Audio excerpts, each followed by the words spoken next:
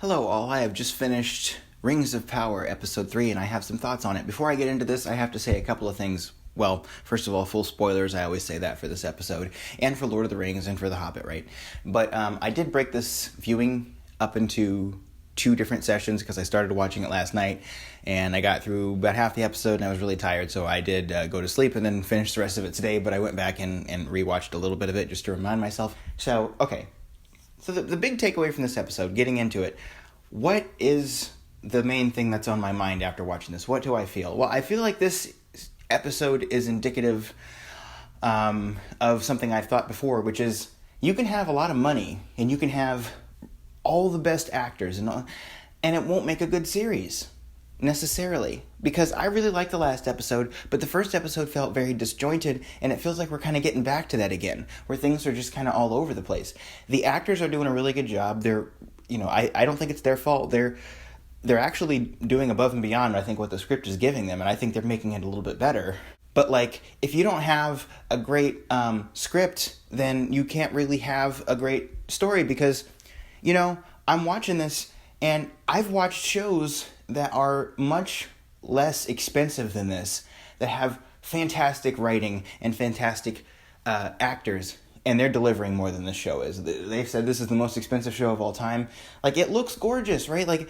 These sets are absolutely amazing, right? The visuals are really good, mostly. There was a moment that wasn't very good. I'll talk about that later. But, the lighting, it looks great. It looks like a really good movie. But the problem is the story isn't. So, okay, what's the main problem right now?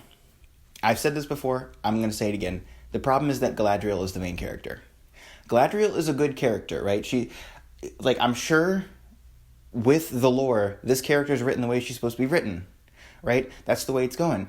And, other people have pointed this out too, but just because something is accurate doesn't mean, just because it's accurate on paper and the concept is good doesn't mean it's going to work on the screen, right? Because several of the Harfoot characters and Durin and also the human character that Galadriel is with, all of those characters would have worked way better as a main character because they have all this growth to do. You can see the pain and regret. You can see them going through losses. You can see them going through, taking some big L's in the past, and they have a lot of growth to do it, and it's compelling, right? Now, Galadriel has taken some L's in a sense, she lost her brother, and she did have that thing where she got tied to that thing rig and pulled down to the ocean, but that was very brief, and she never talks about that was terrifying, or thank you so much for saving my life. Well, she kind of mentioned that, but she said it very formally. That's the thing. Galadriel is very formal. She's very stone-faced. She's very confident. And like I said, that can work for a character. That has its place in some stories, but usually it's not the main character that does that because you don't identify with that, right? So, like I said, the actress is doing good. The character, I'm sure, is written accurately. She's written strong, but she's not the person I want to follow. And I kept expecting them, by the way, in this episode to cut back to Durin and Elrond, and they never did that. I did mention last episode, I don't really care if they don't cut to every character in the story because you don't need to as long as it's compelling. Well, it wasn't compelling this time, so I kept wanting them to cut back to that story, and they never did, right? Okay, so this episode also, speaking of cutting away from things, it was very disjointed. It wasn't as bad as the first episode where you had this issue where, you would... You would start to see something interesting, and it's okay, we're going to go to something else. And it's well, I want to go back. But they did do it a few times. Particularly, they did it in the orc scene, and they had all this build-up in the beginning, where we were following Galadriel and the human, and they're going to this kingdom, and they kind of get in prison there. Not really, it's kind of, sort of. And then, you got Galadriel sneaking around, and I kept expecting it to build to something interesting, and then they just cut away from it. And it's okay, now we're going to the Harfoots. I'm what? All right. And the twist... The thing that whenever you cut between scenes normally in a well-written show, you want to have something there that leaves the audience satisfied but also gives them something to come back to. So, you reveal that a character is there that you didn't know was there. What? And then you cut to a new thing, right? And then you go back to that. So, oh yeah, what was happening with that? The twist, I shit you not, was that Sauron was more powerful than they thought. Okay, guys, I have seen The Hobbit. I have seen Lord of the Rings. Sauron is not interesting to me at this point. I'm sorry. I know Sauron is the big baddie and he's got the eye and he's like, I know, right? But I've seen, like, I knew what happened to Sauron when I was a child. My childhood was Sauron getting defeated. Can we please focus on something else? This is my problem with the first episode. Like, guys, it's Sauron, okay? So that's not the thing that you cut away from after you, oh my god, Sauron, right? Okay, so we did that, that whole thing. By the way, I love that the human guy who is presumably the king they were talking about, who walked around as a commoner, I love that he randomly pulled out some, like, awesome fighting moves. He took a couple punches, and then he was like, by the way, I'm gonna kick your ass. It is really interesting, too, that Galadriel, as a character, I know that she's a really good warrior, but I think they should do the same thing they're doing with Arondir and the human guy, which is, she needs to take some punches sometimes, man. She needs to show that she can take a hit and still win. To me, that's a way more badass fighter. Someone who can take an arrow to the hand, or who can, take a gut punch or even a face punch and still win, right? Because she uses she uses a sword, right? So even if she's not as big and buff as everyone else, you get a good female swordsman. A female swordsman. you get a good female fighter with a sword. She can best a lot of people, right? Especially one who's had as much training and is as old as Galadriel is. She could probably beat anybody. But that doesn't mean sometimes she ain't gonna take some punches. Again, on paper, it's fine. It's like, okay, she's a good warrior. She's not taking any punches. But that's not interesting to watch. If you just go into a battle and you just one-shot everybody, that's not interesting, And I like that guy took a couple of hits and then got up and kind of beat everybody's ass, but then got arrested anyway. Like, that's, to me, he comes off as way more of a fighter just because of that, right? Even though I saw Galadriel literally take down a giant troll, and lives to tell the tale. Okay, so we cut away from that. We go back to the Harfoots. Okay, cool. Harfoots. Oh, wait, I think before that, I don't know, I'm going to talk about Arondir, I guess. Arondir and the orc encampment. That part, I think, was the weakest part, as far as not giving us much story and then cutting away from it. Like, okay, they're in the orc place, they're fighting a little bit. Okay, that's over. Alrighty. And you got the orcs in there. Release the thing from the other thing. I don't really remember that. There was a visual effect later that was pretty bad, and I'll talk about that in just a bit. Okay, so we go back to the Harfoots. This, I think, was the most compelling part of the episode. Like, I wanted them to cut back to Elrond and Durin, but they didn't. But I was like, okay, well, let's get the thing with the Harfoots. I do like is it the Proudfoot family? Is that their name? I think it is. With Poppy. I think Poppy's just a friend, but you got Poppy, and you got the dad, and you got the mom, and you got Nori, and the giant. I like that group of people. And the leader, whose name I never remember. I like all those people. You're seeing the part with her trying to take the piece of paper. It was kind of funny. It was kind of cliche. It was kind of predictable, but it was still pretty funny. It was charming things like that. I think I really like the scene with them talking about the honor, the honor of the in-group and, the customs and stuff.